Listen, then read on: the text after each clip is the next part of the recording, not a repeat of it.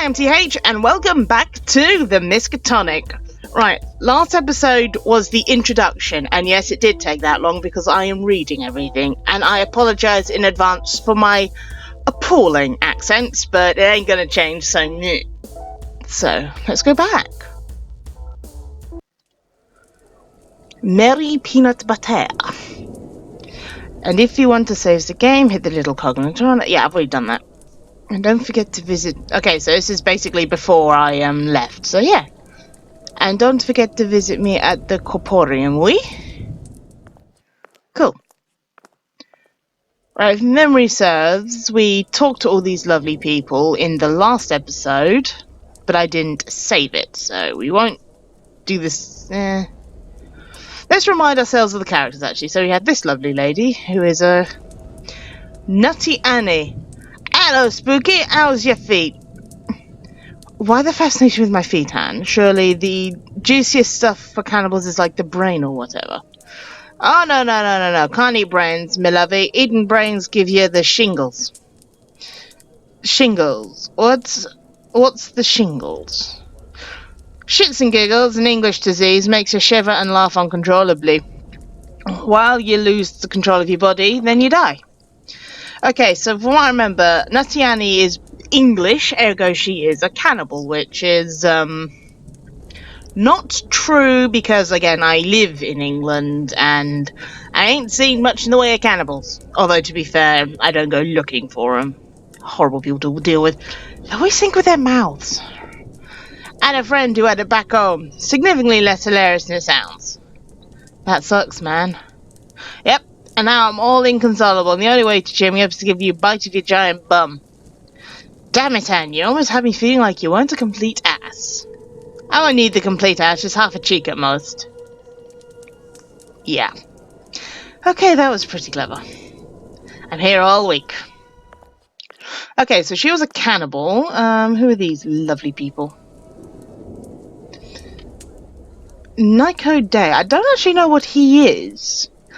You're the new security girl, right? I'm Nico Day, archivist and occult science building. Feel free to tell me your deepest and darkest. Okay, I left school when I was 9 to become a witch. Quietly hope schools don't teach people more important past that. Interesting, and they do, by the way, quite a bit. Oh, well, shit. Oh, don't listen to him. If you can count and spell, everything else is optional. Roger Cavendish, Chief Medical Officer. Loving the tentacles, like I said last time. And what does that tell you? You can do more than count and spell, right, Doctor? Well, a few things. Bringing people back from the brink of a terrible... Baphomedic death, creating vaccine for the supernatural diseases. Have you heard of a prosthetic tentacle? Don't get him started on his damn prosthetic tentacles. Any more little nuggets of security, Charlotte? Okay, here's a fun one. People think that I cock my hips all the time because it's a sub-nugger witch coven thing, when really it's because I'm secretly proud of my butt. And it's a good butt. The rest of me sucks, but it's a damn good butt. On behalf of all cannibals, I thank you for sharing that with the world. You're welcome. So yeah, I actually don't know what they're meant to be. I know this lovely lady here we're about to meet is another witch. So I'm subbing a class for one of the astronomy guys, right? And substituting means time to watch a documentary in the lecture hall. And everyone's watching this thing, and it's like the closest star to our solar system is about 4.5 light years away. And you thought you felt lonely. I'm like, why would you assume that? Why would you assume literally every person who watches this thing? I grew up with a coven surrounded by spell-slinging psycho bitches, and now I work in a university. I saliva at the concept of loneliness. I wonder if they say that in nature documentaries too. I'm trying to make weird animals relatable. Yeah. And you thought you sprayed pungent urine at attacking predators. And you thought you had a projectile tongue that was sticky at the end so you can catch cute bugs. And you thought you had a four-headed penis. What the F has a four-headed penis? Enchiladas. Maybe girl enchiladas are in the world Eldrick Horror King. A guy who's got to step up and turn their peens into horrific nightmares. I have no argument for this, and I'm going to walk away. Okay, so she was another witch I think our little friend here knew. Right, let's have a look. This reminds us who these are. Okay, one's a cannibal. The other one I'm not sure about. Ah, it's the new security. Annika Silverson, Alien Technology. Caleb Wackshow, pun enthusiast. All my English guys are going to sound similar, I'm sorry. Charlotte Lestrange, badass wish cop. So what happened to the last security guy? Are they on sick retirement adventures? Last I heard he landed in Oraba, then the rest of him landed in Canada. Yes, quite the tragic. The entire cult scientist building exploded, leaving only a crater. Luckily filled with indentions of the faces of the workers and students who were there. That was before our time, of course. And since we're alive and whatnot. Huh. But there's like protections from that happening again, right? Oh yeah, they put up a sneeze guard. Exactly. Okay, right. Well, and last but not so least, we got this lovely lady here who... Oh, she's from Innsmouth. Shadow in Innsmouth. I don't know much about it. I just watched a summary about it, and I thought it was hilarious. Did you know, before it was completely abandoned, Innsmouth desperately tried to become a tourist town? Tried to focus on aquatic circuses, gift shops, and freaks shows featuring leftover deep ones. I happen to be named most attractive deep one hybrid every weekly beauty contest. Huh, you don't look like a deep one. That's probably why I kept winning. Okay, so this will be fun. So we're in the library. Ooh, let's talk to these lovely people. Davis Tilling. All my classes are at 7 AM. Got any ideas for a book that'll keep me awake in the morning? Ah, you'll want the internalized zombification in the necrolically aisle. All the benefits of being a zombie without the drawbacks of looking like a corpse. Although your intestines will occasionally fall out of your butthole. Ah, they must have a book for everything. Though I take coffee over scooping it back into my butthole. Maybe that's just me. And we got Amelia Lynn Lucast. A fun trick of the black magic users of the old days was to write how-to spell books and that. Simply by reading them would cast a curse that the reader was trying to learn on the read of themselves. Fiendish but funny, according to them. What happened to your eye holes? How to throw ethereal fire directly into somebody's eyes. Luckily it was just the Cliff Notes version. Okay, so that's fun. So let's go down here. Oh, hey Emily, do you guys have any books on advanced witchcraft? I want to keep fresh while I'm here. Hululu. I'll take that as of course we do, Charlotte. Have you seen the size of this goddamn library? We've got books that ain't that ain't even been written yet. You. The Science of Rain Dance by Professor Anne Undercarriage. Yes, I'm going to be immature throughout this. Huh, guess maybe I'll learn to fit in here a little better than I thought. I've been doing science all this time. Much like electricity, the human body acts as a conductor of magical energy. Can't read. As a conductor of magical energy intrinsic in the air of religions of the high concentration. This effect is exacerbated with wet skin, leading to many witch cults dancing naked in the rain in order to conjure more spells efficiently. Indeed, it seems paranormal encounters seem more frequent when it's raining, or the religions of a world where rain is frequent. The witch cults of Seattle and Scotland are considered incredibly powerful and fearsome, although this is simply due to a geographical advantage. Would they be taken away from their whole dead if they were seen simply as effective in their new weather permits them to be? Ha, sick burn. But Hello, Wobbly, what you reading? Nothing, just stuff about witches. You wouldn't get it. Nah, probably not. The stuff's too cool for magic for dumb old cannibal like me. No place for an ugly pure blood like poor old dumb old cannibal Anne, poor dumb Anne. Hey, come on, I didn't mean it like that. Next time it's rained, I'll teach you a few tricks. How about it? Get you a pet frog, give it a couple of extra eyes, what do you say? That sounds like fun, but can I make a suggestion? Sure, I guess. I think I know what's coming. Rather than rain, can we dance around in buffalo sauce? I think I want a little zing when I pat your bum. Damn it, Anne, why can't you bug someone else?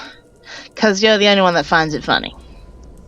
There's a difference between laughing at something because it's funny and laughing at something because it's ridiculous.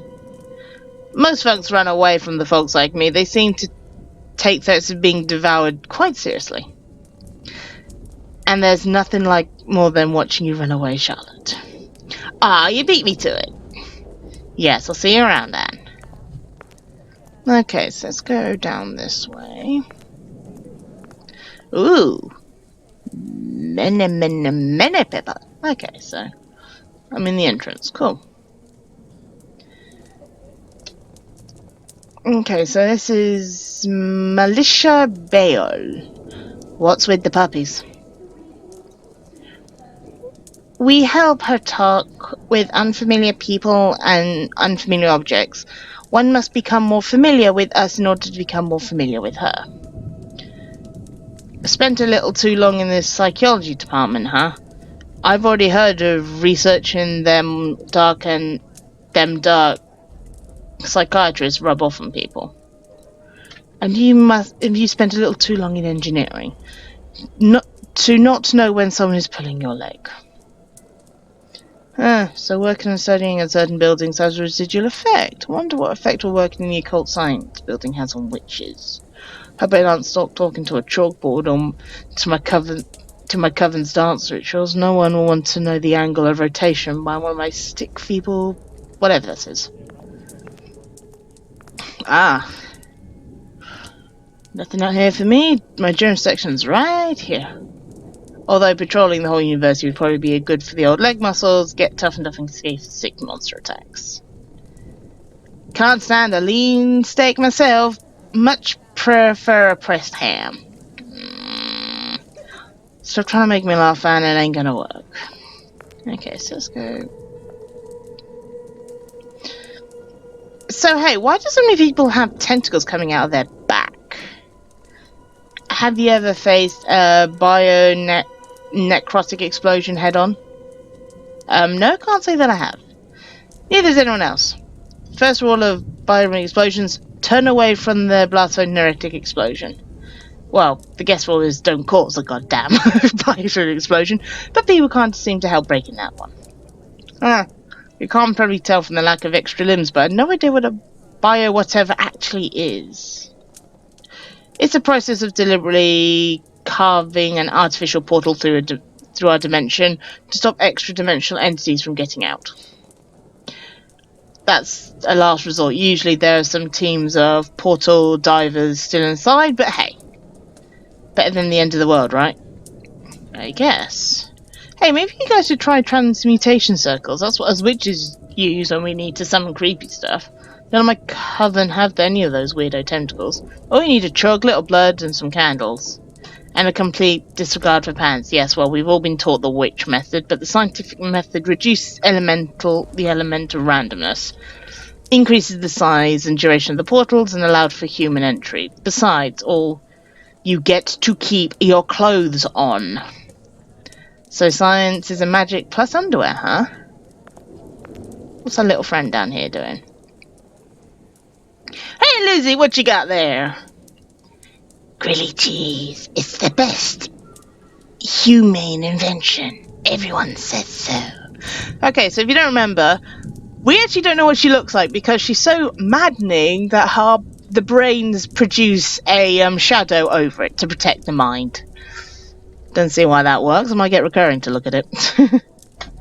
Everyone, like everyone in the university, Everyone in this dimension. The Migo, the Euthanians, the Starspawn, the Cathonians, when someone makes one for 'em, the homeworld end of things.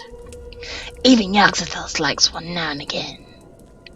Really? Not like internal combustion engine, not penicillin, the telephone, light bulbs, eyeglasses, great big trains, microscopes? Now we don't need any of that. So, humanity, for all its achievements, all the loves and loss, all the wars and technology and innovation, the arts of culture, everything we've done, and we're considered the best by the rest of the users as those guys that make a mean grilled cheese sandwich. Okay then, I don't know how to feel about that. Okay, so let's talk to these guys. Studying at the Miskatonic is a huge opportunity.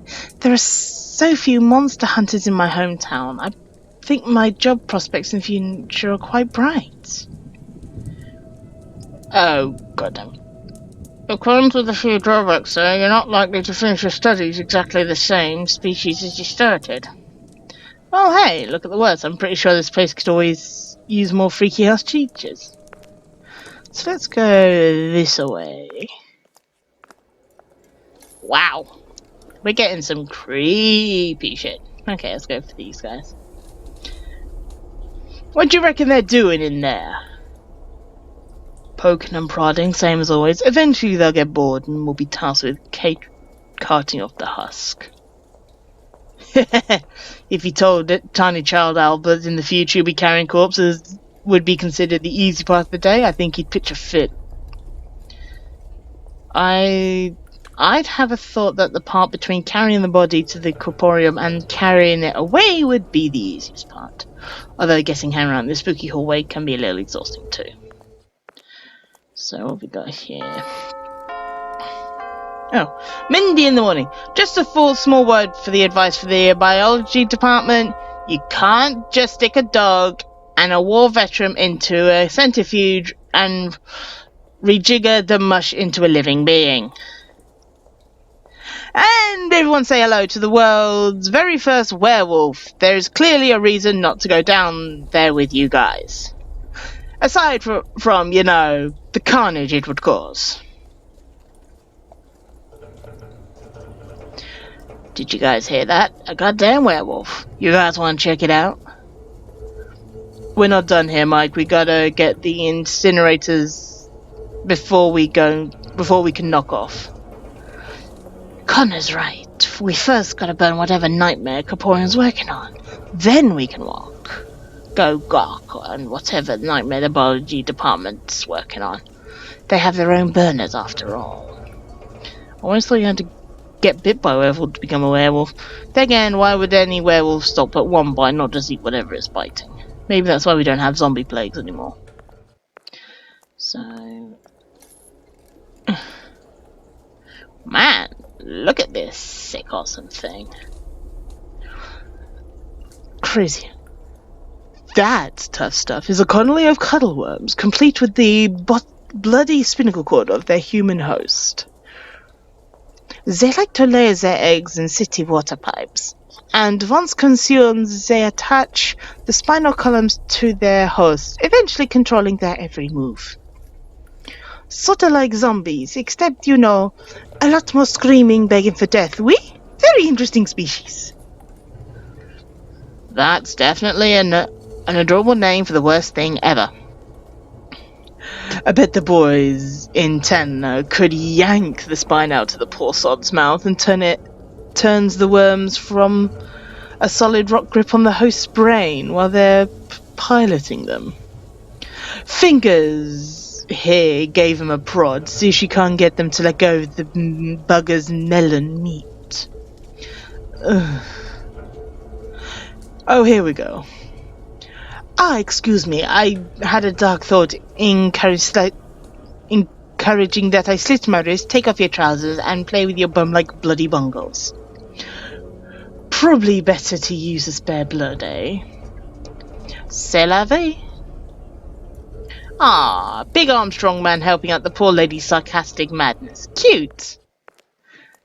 So, done that. Let's go this way. Okay, so... Wow! Spider lady! Eventually you'll need to maintain your resources, spending them on village and start upgrades. The village upgrades give passive benefits to both villages, so you need to be careful that you're not helping the other team in their village. See? That's where I went wrong in my first game. After I constructed our breeding pit, the other village gained enough pollution resource to spread their building and foraging process. What the shit are they talking about? Okay, next group. So after you have drawn the encounter from deck, if what you draw is a monster, pick from the monster deck, and when you choose a fight or flee, if you fight, compare to your player card's ferocity stat with the monsters. Add a d6 to both stats and determine whether or not you win or lose. If you want to flee, it's the same process with the liquidy stat. This is a cross between Warhammer and D&D, I'm guessing. Once you return to the village board, you can add your successful foraging tokens to the village stockpile. Whoever the team successfully builds their village first wins, or takes whatever team's village runs out of food, materials, or pollution less resource. Oh, I can't read today. Wow. And do I have to go by my in-game name too? Couldn't hurt. Ugh, give me a schmello. Schmello. My mouth is hurting. They must be talking about some sort of board game. I've never played one before. Not many places put the board where you can go dancing into the woods with nothing but a smile on. And nowhere to keep the pieces. Oh. This knackers your jaw, trust me. Oh, next. What's unique about our planet is all the plants and animals share a universal language, or a sort of collective correspondence guiding things like migratory patterns, blooming season, what is a predator and what is prey, things like that. Also acts as a conduit for the emotions of organic life. A flower is plucked, the garden streams, and the cloud is sorted. The whole herd weeps. Humans seem to have lost this ability over the last 100,000 years, and those few that can here go mad with the knowledge of it. Just so you know, plants are very upset with you humans. I guess I better apologize to my bagel. Oh man, I hope that isn't true. As a witch cultist, I have a love of goddess. I should probably be spreading the love of everything, not just humans. And I've eaten a whole lot of burgers.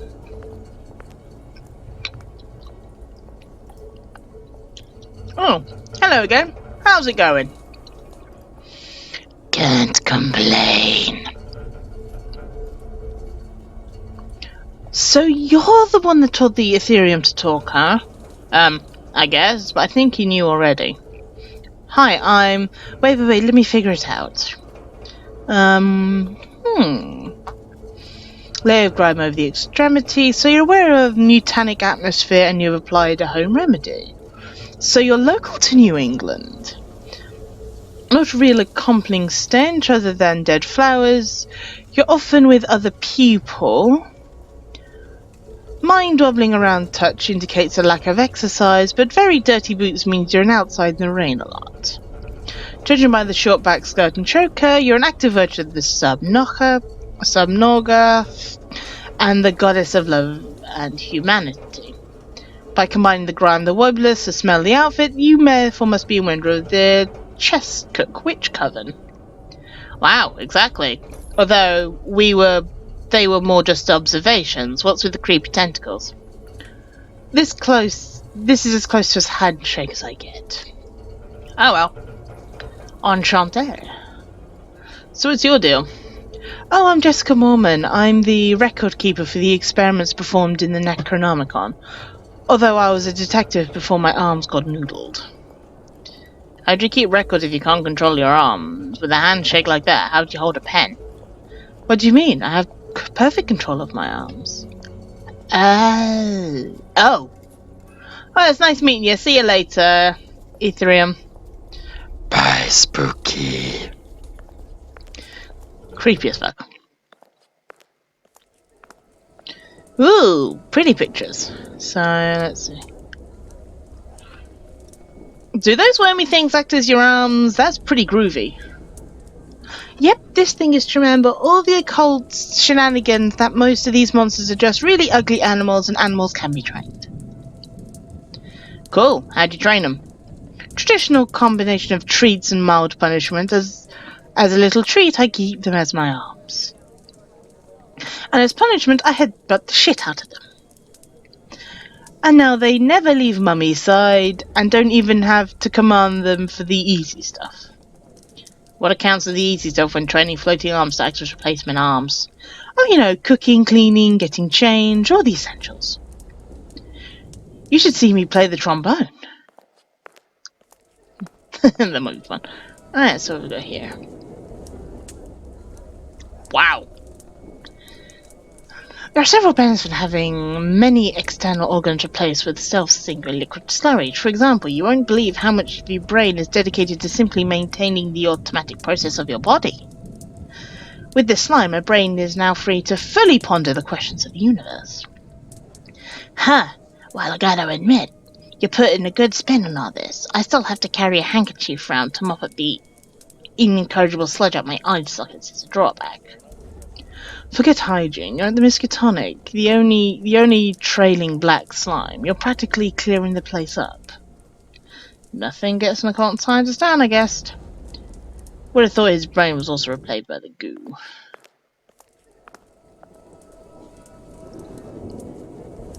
So what's the fuck with changing the names that bulky people are talking about? It's to make conquests of the game seem more real. A lot of people need an escape from their work or their studies. The game's a good way to do that. Huh, so you think I could play with you guys when I got some time off or whatever? Depends, what's your in-name game gonna be? Thirst powerful, badass barbarians, sick of saving wenches or whatever. Nope. Bye. Better than everyone else's dumbass names. Whatever. Who'd want to play a game where thrust powerful is the badass barbarian sounds like a non-canon anyway. Good afternoon, Charlotte. Are you ready for your first assignment? Sure, lay it on me. Excellent. The Miskatonic has a small research outpost located all over the world, dedicated to collecting and relaying occult data back to the university via radio. One such outpost is in New Orleans, where you'll be going. Okay, what happened in New Orleans? We're not sure. Our researcher is supposedly to relay daily radio message back to us, but hasn't checked in for several days. Your task is to go to the outpost and knock on the door. If he's in there, ask why he hasn't been relaying data. If not, return and tell us. That's it? Knock on the door? Exactly. Under no circumstances are you to enter the outpost. Just knock. And leave. Okay, how do I get there? After a few world disasters, the government demanded that the Miskatonic's experiments be completely sealed off from the outside world.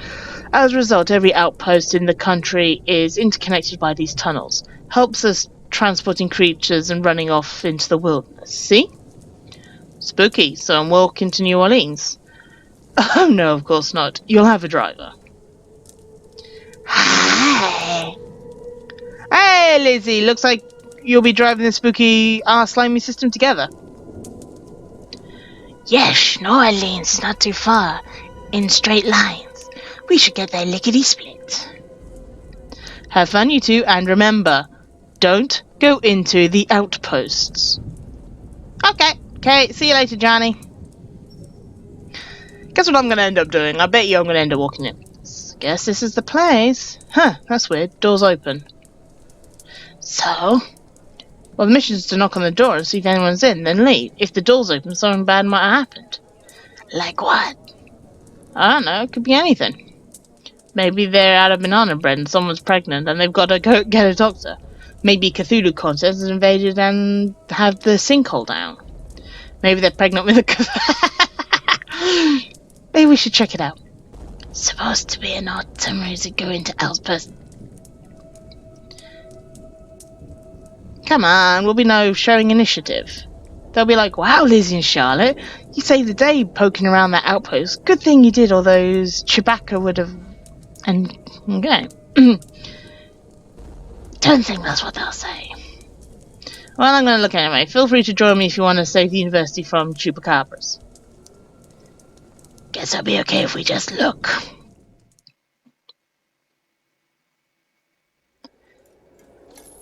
Fear the goo. Huh. Fear the goo. Written in goo. That goo, what goo should I be fearing? Should I fear the goo or fear the goo that is written... Whatever, this is going to blow my mind. Maybe it's peanut butter.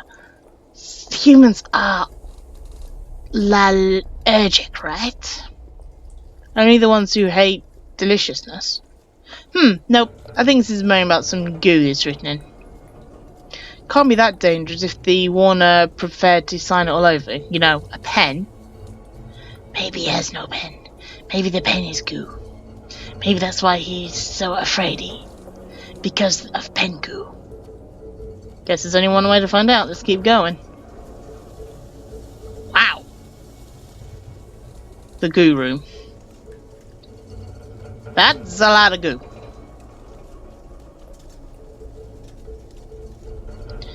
Okay, so... Shitballs. The door is locked. So there might be goodies inside. Eldritch goodies. Look, let's just say extraction facility, there may be where they're getting the goo. We gotta get in there. Why? Because if someone tells me to fear something, I like to know exactly that something is. Someone had a punch. Whatever made it in the head. Whoop some ass. Besides, it sounds like something honest a new occult detective team in New Orleans would do, right? Solve some kick-ass, sick-ass mysteries? Okay. Okay. Okay, so let's have a look. Looks like a syringe. It's beefy-ass needle whole thing too. This goo is either going into something or coming out of something. Either way, it looks like it hurt like hell. So that one done. So what's this? Looks like a poster of Innsmouth, the home of the Deep Ones. Maybe that's where whatever lived there was from. What's a Deep One? They were like this race of fishy frog folks that lived in the underwater city of the coast of Innsmouth. In exchange for plentiful fish and crab in seasons, they would mate with the local Innsmouth babes and create little baby hybrids. Apparently it was a pretty sweet deal until some wandering douche came through to the town and ruined it. Went and told the government, and they torpedoed the underwater city and rounded everyone up and sent them to concentration camps and whatnot. Kind of sad, really. I hear all the little hybrid tadpoles are adorable. So done that. So we're investigating. Cool. Some sort of manifesto. April 9th. Half a gallon. His name was Danielle. April 20th. 2 gallon. Told me he gave her a locket to her lover. April 11th. 1 gallon. 1 galleon. He was still alive. What have I done? And then it stops. Huh.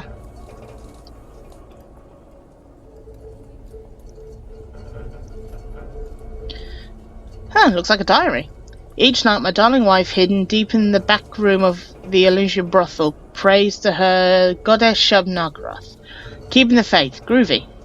That we might find a new home, and I might find work much less dreadful. She's becoming too large to conveniently lie that she's carrying a human child. So we must gather our pennies and leave soon. There's a little photo. Wow. Wow, look at her. So pretty. So full of tadpoles. He's kind of handsome that way, you know, amphibious way. Aww. Why is that? Oh. Why not ew? Well, the storybooks say there's no pure love between a girl and a frog. What? April 29th. Hey, that was yesterday. A new prisoner was delivered for U's experiment. He claims to be the riverboat captain with the ship that sails up and down the Mississippi River. He claims that there is a deep one refuge situated in Minnesota, where my people live and thrive, hidden from the university's horrific testing to the government's terrible camps.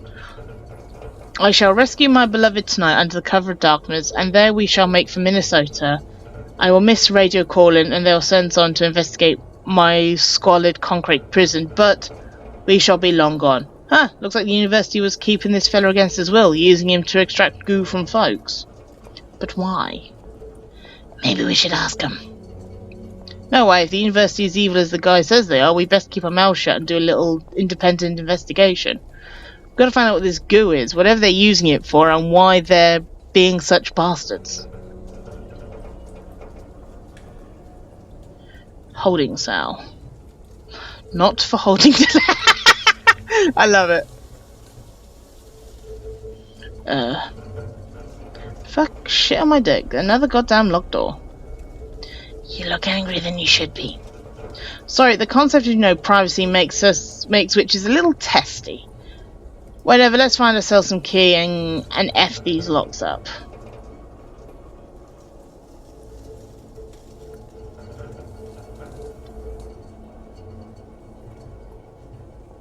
What the fuck?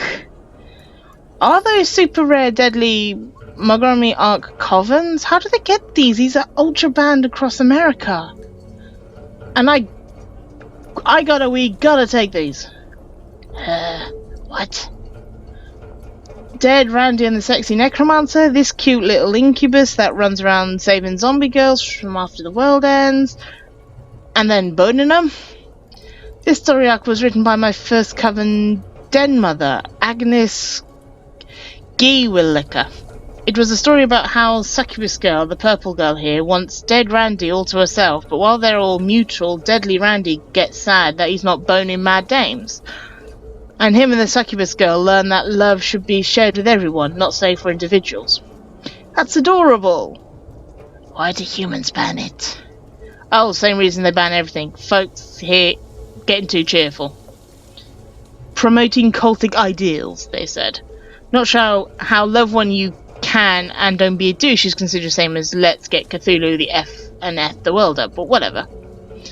Plus, Dead Randy's rampant to this series.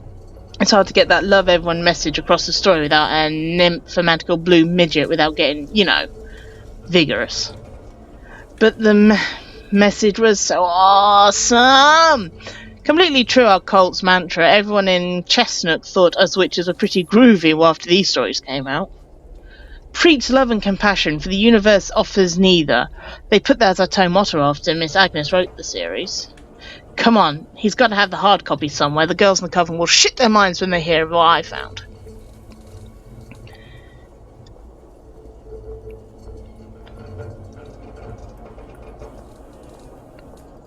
Okay. Dead Randy and the Sexy Necromancer, Harmony Arc, Episode 1, Death of the Deviant. Once again, Dead Randy finds himself expelled from the Incubus Academy of Hell for failing not looking like a tiny idiot portion of the class.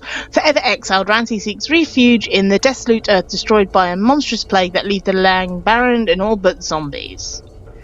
Using his powers of necromancy, Randy Dead cobbles together another village made of bones, sinew, drawing zombies from all over the wasteland looking for a place to live. Once polluted, Randy affectionately names his new town The Bone Zone. Oh, this is definitely going to be a PG-rated one. Oh yeah, I peek a few cute zombie girls in that shindig. Shambling horde. One-way ticket to the Bone Zone.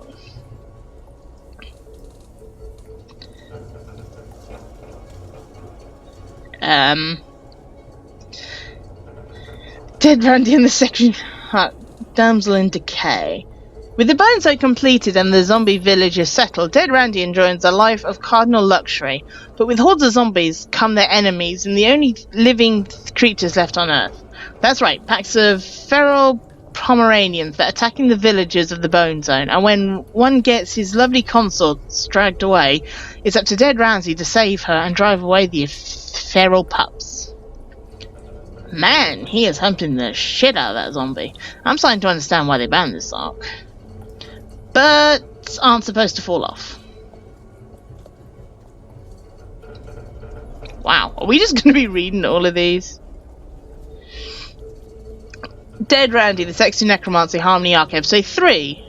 Polymerous Polyegma. A new visitor from the underworlds arrives in the Bone Zone. A cellular succubus named Sally. Yeah, I wonder.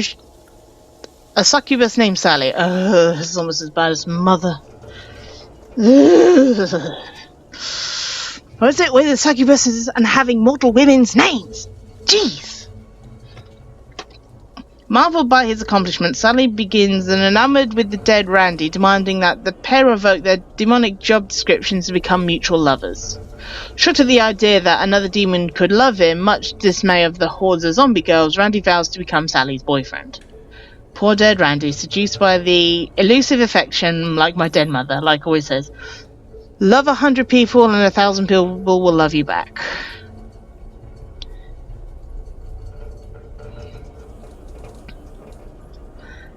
Dead Randy, the Sexy Necromancy Harmony, Trouble in Paradise. After a few months of unrelenting raging, Randy and Sally become bored with their exclusively, but while Randy aches to share his love with the rest of the village, Sally demands that he spends his pent-up affection grinding through their turbulent relationship. Bad move, Sally. You got two folks going against their nature, sharing happiness with the world. Desperately trying to keep the happiness between each other. Share it. And hopefully lastly,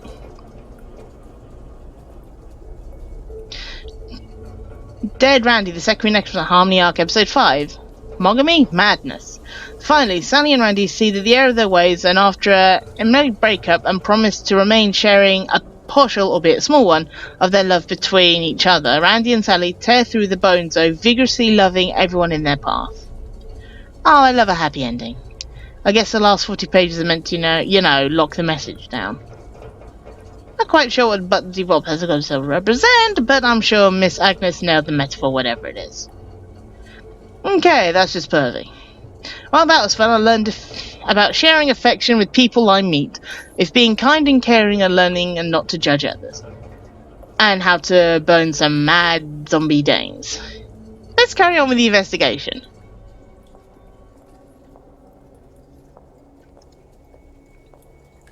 Hey, look, a key. Key to the holding cell. Let's head back that locked door and check it out. I'm going to be in so much trouble when this comes out. Let's see where this coup's coming from. What's that? It's a brain. A human one. With holes in it. Don't humans need their brains? Yeah, they do. There's got to be an explanation for this. The university's stealing brains. What exact weird orange brain goo out of them? I mean, what's the point? This is probably why they don't want us in here. Because the brain goo experiments.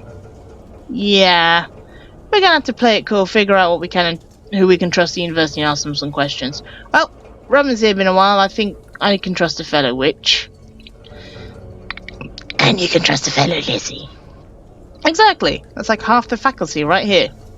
Besides, I'm sure there's a reasonable explanation for all this. We just got to be careful and not to get fired for insubordination and treason or whatever. Come on, partner. Let's go and do some sleuthing back to home base.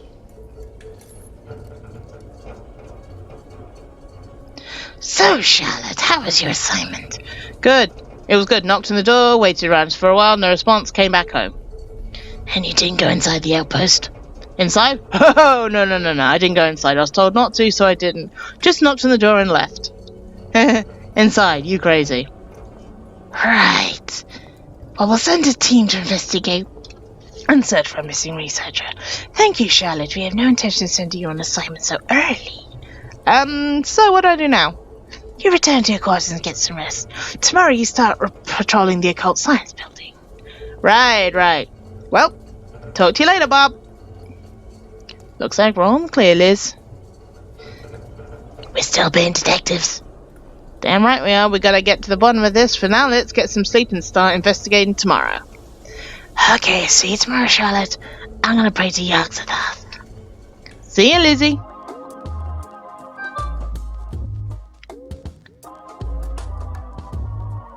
Is this really what the world looks like? There's like chunks missing. And chunks added. Yeah, I'm seeing on that one. So the little witch girls discovered the university has been housing good from kidnapped prisoners. But what is this strange goo? Why would the university be doing something so dastardly?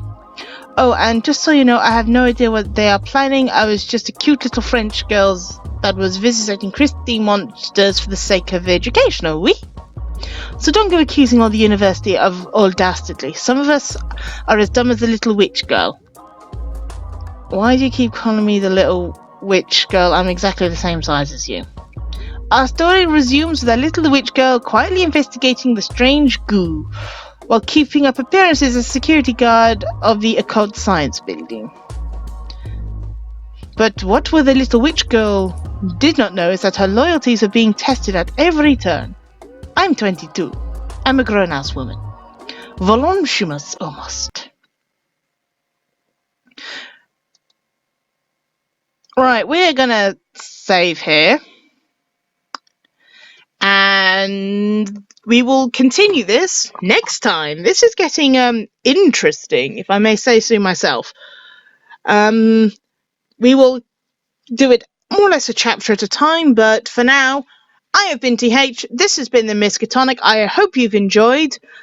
We will be continuing on with this. This is getting quite interesting. But anyway, good luck and sweet nightmares.